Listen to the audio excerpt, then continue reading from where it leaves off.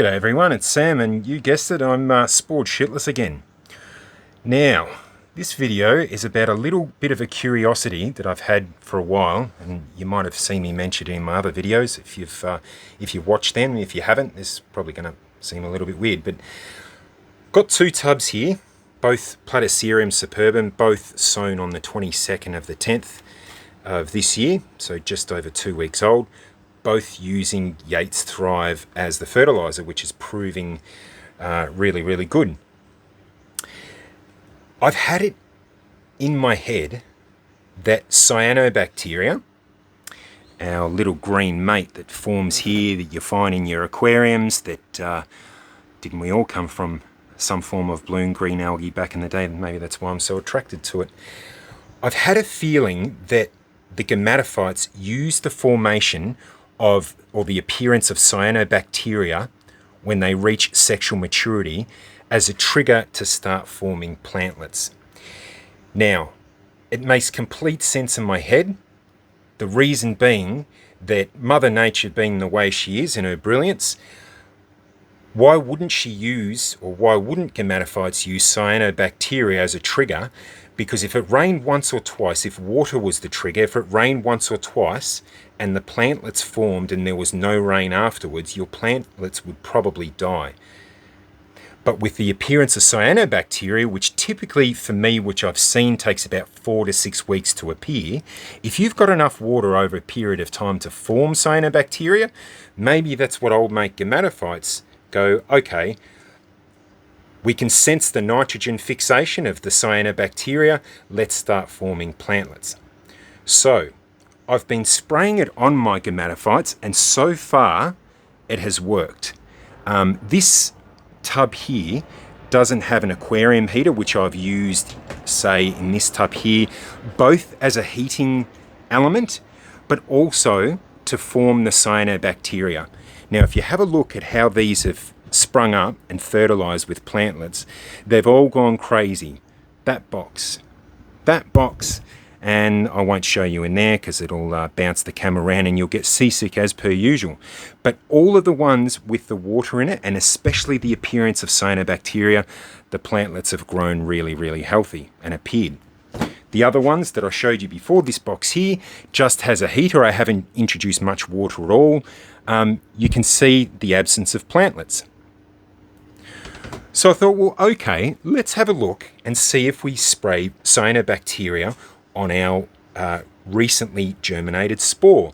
And I got an interesting result. Now, both of these containers were, before I sprayed the cyanobacteria, which was about 4 days, no longer than that, about 5 or 6 days ago, they were both green, equally green. This one here, oops, I've got the lids mixed up. Dopey. That's the way it should be. When I sprayed cyanobacteria on this one, the gametophytes have slowed down. This one here, as you can see, well, the camera hopefully picks it up. I accidentally watered this one because I just did another video. Silly me, not the greatest scientist. But before I watered it, was much more green, and the growth has continued. Now we'll chuck that under the microscope and see if you can pick it up, and we can confirm whether I'm a madman or not. So there we go. There's those gametophytes. They're the ones that I sprayed with cyanobacteria. And this one here is without. Now, I know it's wet, and hopefully the camera picks it up. Those gametophyte are larger. They've continued to grow. So what point am I trying to prove here? When we first sow our containers, you would have seen my instructional video where I squeeze all the water out of the substrate in order to avoid the appearance of cyanobacterium contamination, which has been successful for me ever since I started using that technique, as well as introducing our gas exchange holes. It would seem to me that the appearance of cyanobacteria at the start, when we're germinating our spores, slows down the growth of the gametophytes. Is it that when they see the appearance of cyanobacteria, that they either get a false signal or there's too much nitrogen fixation. There's something going on, at least from this test. And I'd love someone else to prove me wrong, because that's the scientific method. But so far, it looks like the presence of cyanobacteria has actually slowed down the growth of my gametophytes. On the flip side, as I said at the start, the appearance of cyanobacteria for our gametophytes at a stage when they reach sexual maturity seems to be initiating the formation of plantlets. Cool, huh? As I said, I'd love for someone else to test the theory or say, Sam, you're insane, which is definitely the case. That just confirms it. But yeah, that's a curious little thing. So what I might do is continue to spray cyanobacteria on this guy and not this one, and we'll see how it turns out. But so far, the theory seems to be holding up. Anyway, stick around, guys, and we'll see. I don't know what we're going to see, but you'll see something. All right, take it easy. Bye.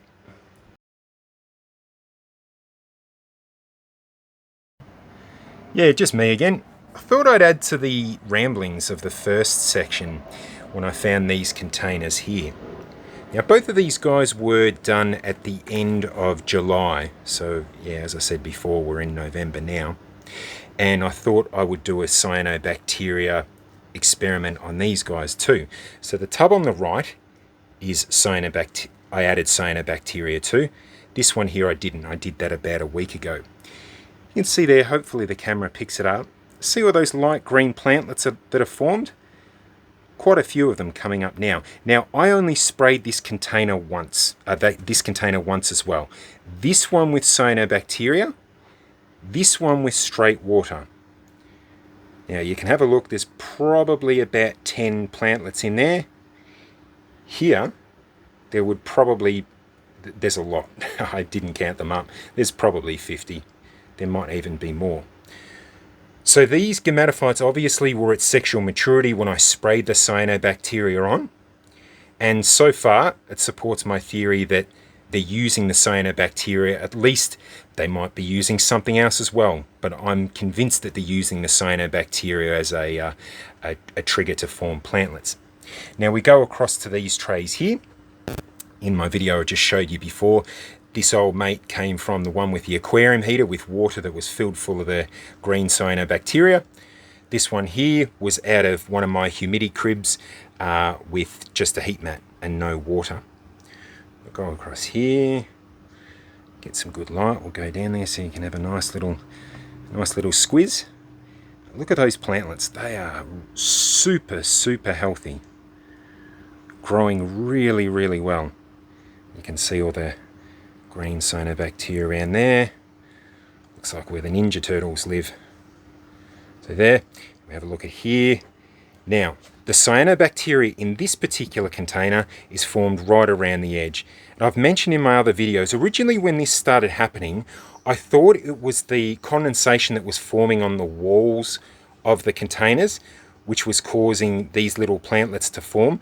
That does make sense because you need water for the anthridia of the gametophyte to release their sperm, and the water provides the medium for the sperm to swim across to the archegonia, which is the female parts, and the mummy and daddy process is complete and the plantlets come up.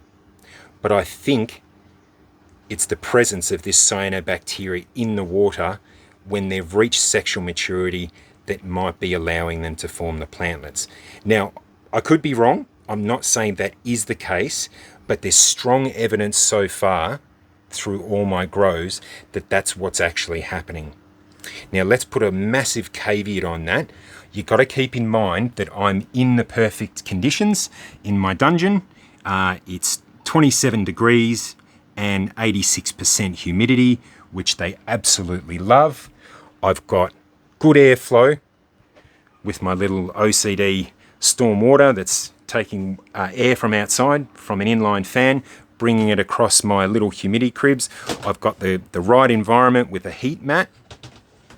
So granted, I do have the perfect conditions, but these tests so far seem to be highlighting that at least in part, old mate cyanobacteria has something to do with the plantlet formation or sporeling or sporophyte formation at this stage. In the early stage, I think it's troublesome. And it might be that those gametophytes are sensing a trigger too early and go, shit, I need to slow down.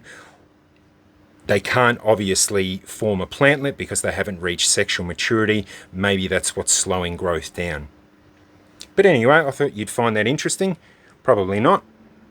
I do though, because I'm a bit weird like that. But yeah, if you like experimenting, give it a try. What's the worst could happen? Alright, take it easy guys. See ya.